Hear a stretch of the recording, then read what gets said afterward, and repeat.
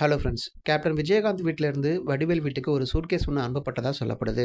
அந்த சூட்கேஸ்ல என்ன இருந்துச்சு, அது யாரோட சூட்கேஸ் அப்படின்ற பல தகவல்கள் சோஷியல் மீடியாவுல ஸ்ப்ரெட் ஆகிட்டு இருக்கு. நடிகரும் தேமுதிக தலைவருமான விஜயகாந்த் போன வாரம் இறந்து போயிட்டாரு. அவரோட இறப்புக்கு பல பிரபலங்கள் நேர்ல வந்து அஞ்சலி செலுத்தினாங்க.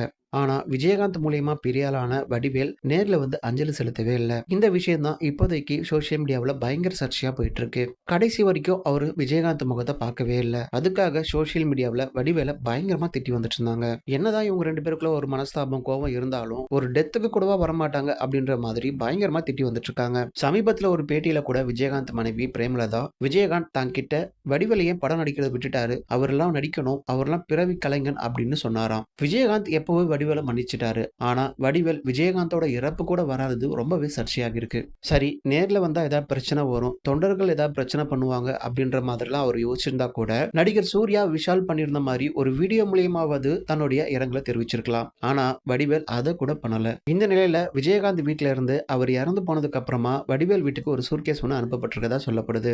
அதுல முக்கியமான விஷயம் என்ன இருந்திருக்கு அப்படின்னா, அந்த சூட்கேஸே வடிவேலோட தானா.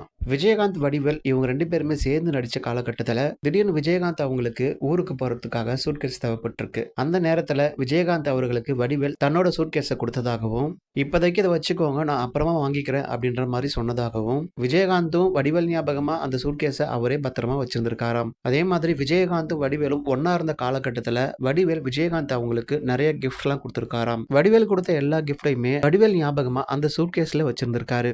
இப்போ விஜயகாந்த் இறந்ததுக்கு அப்புறமா அவரோட ரூம்ல இந்த சூட்கேஸ் இருந்திருக்கு. அவங்க குடும்பத்துல இருக்கிறவங்க வடிவேலுக்கு இந்த சூட்கேஸை பத்திரமா அனுப்பி வச்சிருக்காங்க.